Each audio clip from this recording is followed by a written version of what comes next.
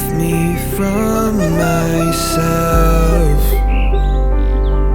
You're there when I need help.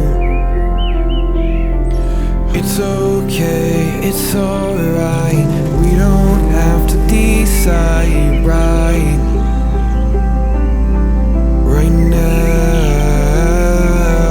'Cause I know this is home. With you I'm home. Yeah, I know this is home. With you I'm home. You are my home.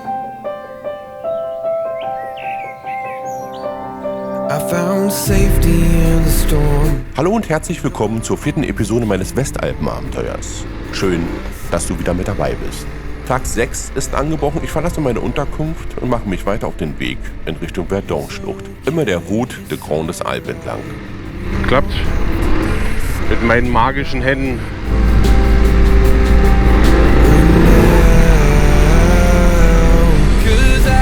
Na dann, let's go! Auf 271 Kilometer, immer in Richtung Süden.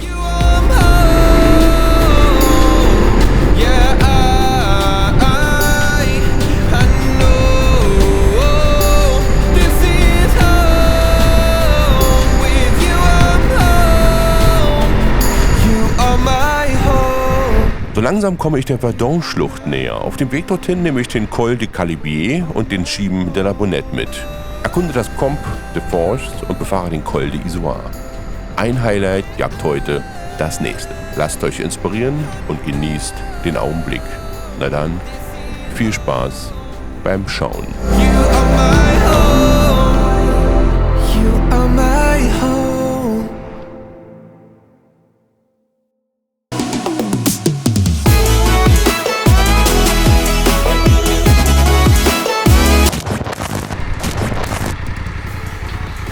Was macht denn jetzt?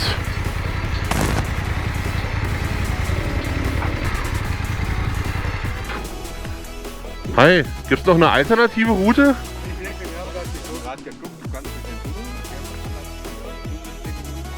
Ja. Der Mont Blanc, ne? Und dann kannst du auch nochmal 40 € zahlen im Mont Blanc. Dann warte mal lieber. Bis um 12, ne? Da ist die erste Dreiviertelstunde um und die zweite Dreiviertelstunde bis zum Backen. Gut, naja, dann Käffchen. Bleibt uns ja nicht alles übrig. Bis 12 Uhr. Willst du machen, ist eben so. Ja, das muss man mal wissen, denn auf dem Weg zum Col de Calibier befahre ich den Col de Lautaret und stehe vor einer Straßensperrung. Denn genau an diesem Tag ist der Col de Calibier mehrere Stunden nur für Fahrradfahrer geöffnet. Jetzt geht's los. Der Col de Calibier ist ein Mythos des Radsports und wie ihr auf den Bildern seht, ist das für alle Verkehrsteilnehmer nicht unbedingt ungefährlich. Überall kreuzen euch Rennradfahrer, teils wird die halbe Fahrbahn eingenommen und Rücksicht gehören auch nicht zum Fahrrepertoire.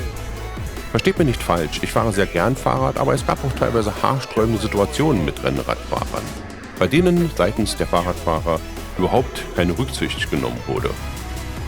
Auf dem Passschaltel angekommen, erkämpfe ich mir einen Platz vor dem Schild, um mich vor hunderten Fahrradfahrern zum Affen zu machen.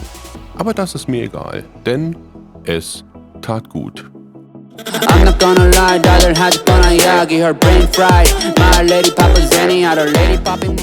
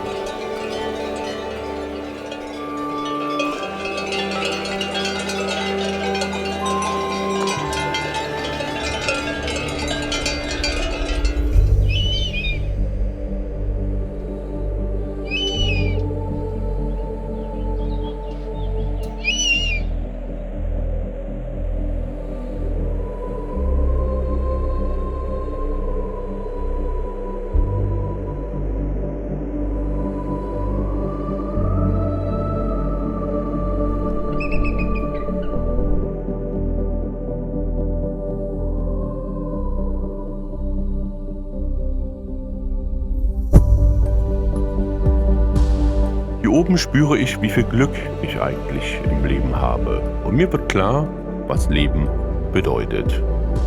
Lebe dein Leben und riskiere alles. Nutze die Chancen, nutze die Risiken. Liebe, was du tust, tu, was du liebst. Lächle. Wenn du es dir vorstellen kannst, kannst du es erreichen. Was du erträumst, kannst du auch werden. Träume groß, sei großzügig. Schenke Liebe, lache oft. Das Leben ist eine Reise. Genieße sie. Warte nicht auf den perfekten Moment. Nimm den Moment und mache ihn perfekt. Das ist für mich Leben.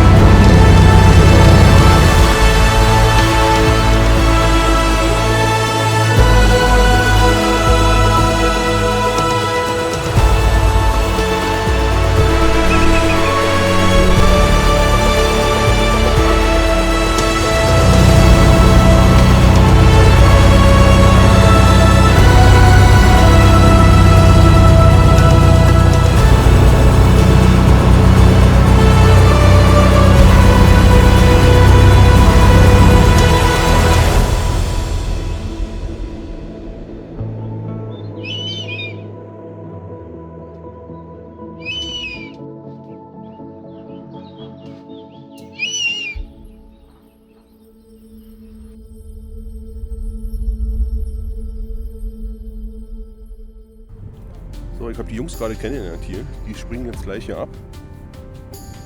And how long do you fly? Roundabout? We hope to fly for several hours. We can fly even 10 hours. And you will landing here? Yeah, or there. Ah, Probably there. okay. Ist ja auch nicht schlecht. Also, mein Englisch ist nicht so super, aber ich habe verstanden, dass er hier wieder landet.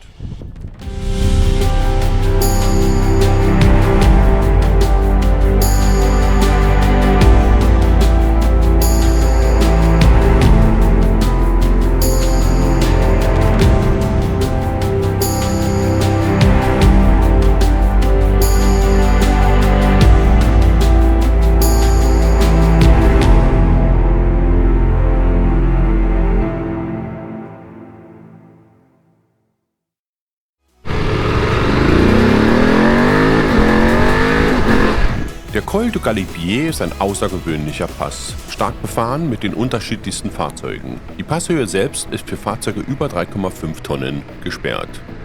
Er überzeugt durch eine Länge von 29 Kilometer, die Passhöhe liegt auf 2642 Meter und die maximale Steigung beträgt 14%.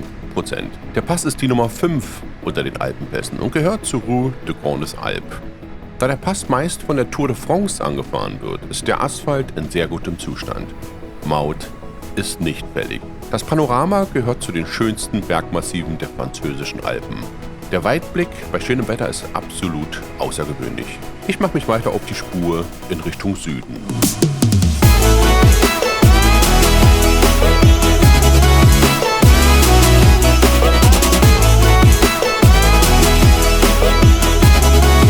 Ich lasse den Col du Galibier hinter mir und fahre weiter durch die Provence-Alpes-Côte d'Azur, die Region an der Mittelmeerküste im Südosten Frankreichs, und erreiche den Col d'Izoard. Der Col d'Izoard ist ein ruhiger, abgeschiedener landschaftlicher Leckerbissen. Im unteren Teil fährt man auch durch lichten Kiefernwald, weiter oben bietet sich eine grandiose Serpentinenstrecke in zerklüfteter und wilder Felslandschaft und einer wüstenartigen Verwitterungslandschaft, der Caisse des Certes, auf Deutsch das menschenleere Geröll.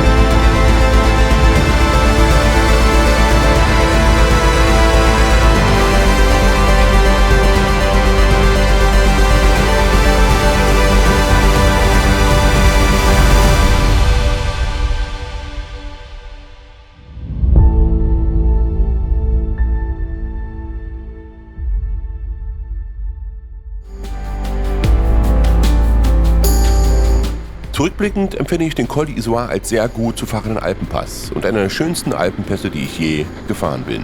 Er ist 2360 Meter hoch, 35 Kilometer lang und hat eine maximale Steigung von 9%. Bei der Fahrt über die Nordrampe erlebst du eine noch intakte hochalpine Landschaft.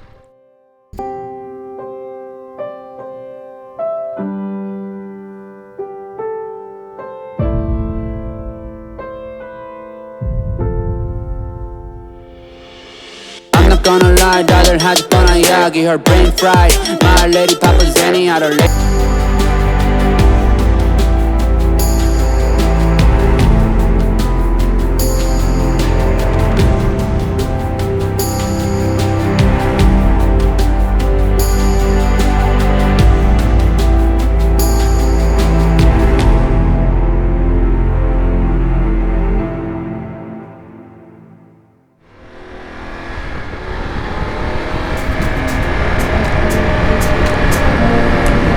Es geht weiter in Richtung Süden. Nun folgt meiner Meinung nach der beste Abschnitt für Motorradfahrer in den kompletten Alpen.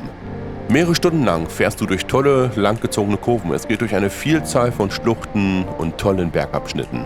Wahnsinn, was du hier auf dieser Strecke an Fahreindrücken mitnehmen kannst. Hier mal ein paar Beispiele.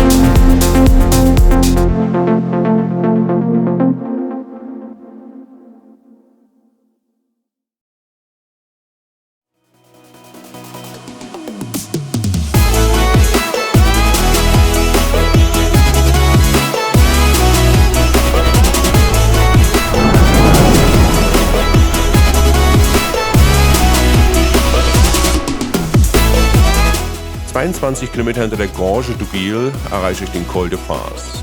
Er verbindet den Col d'Izoard sowie den Col Daniel mit dem Col de la Bonnette. Für Schotterfans lässt er sich des Weiteren mit dem Col de Papillon zu einer Rundtour verbinden.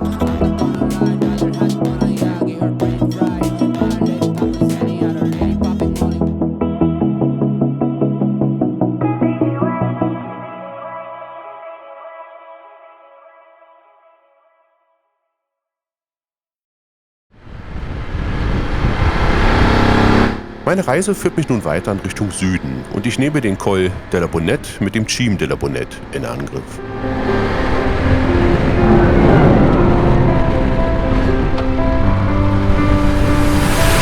Die Strecke hinauf zum Col de la Bonnette wirkt wie eine gespenstische Geröllwüste, die auch einer Mondlandschaft gleicht.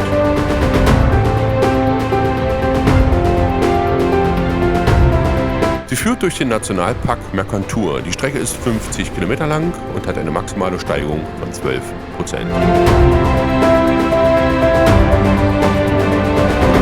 Die Scheitelhöhe des Col de la Bonnette liegt bei 2715 Meter. Hast du den Passscheitel erreicht, besteht die Möglichkeit, zum Cime de la Bonnette weiterzufahren.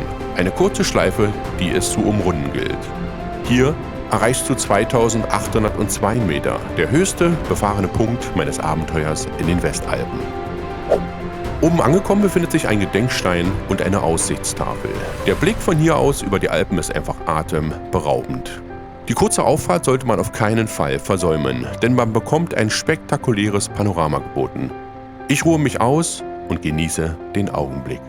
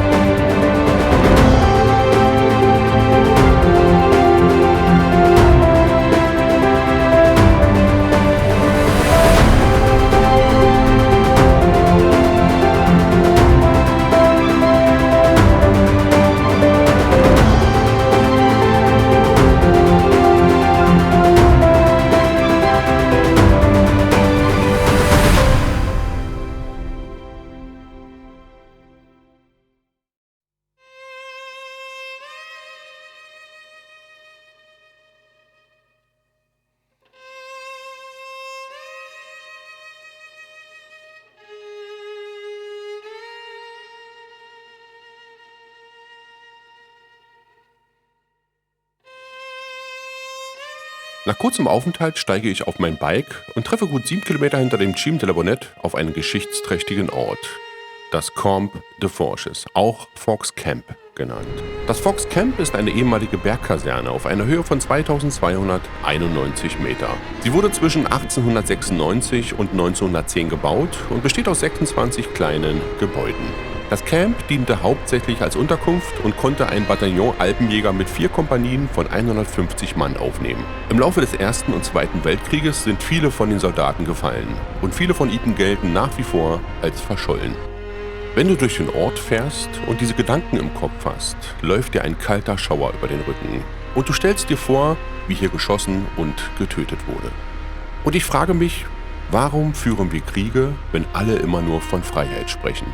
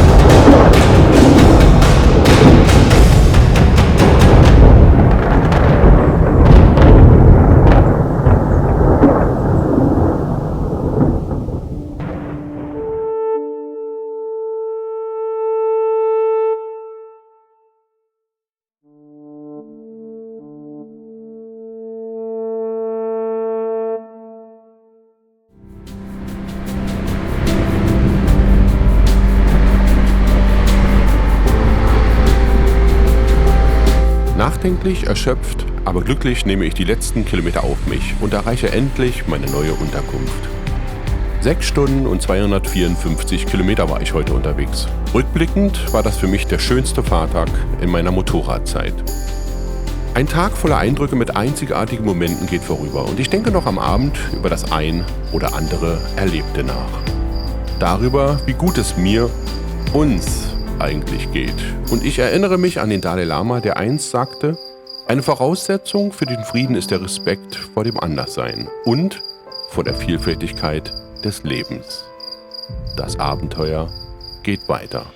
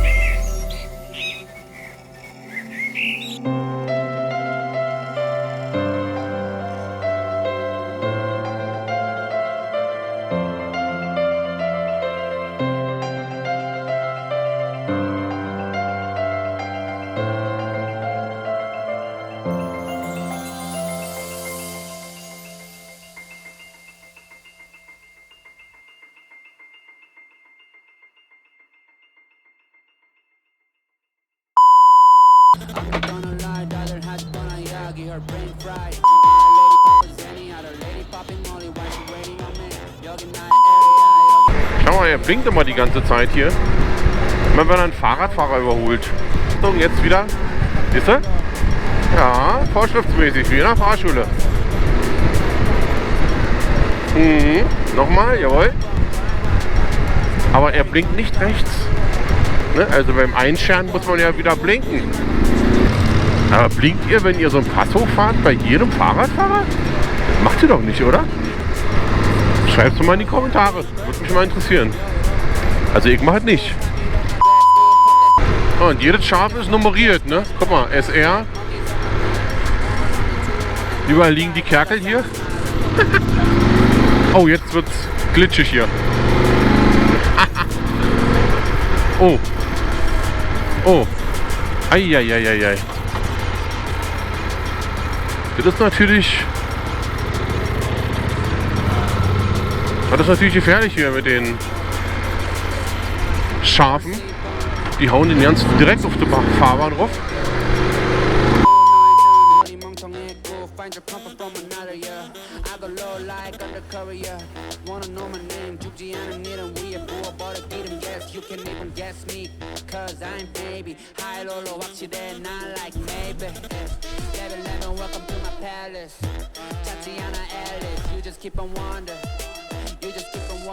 Tatiana Alice, but annoying memory. I just pop a pin.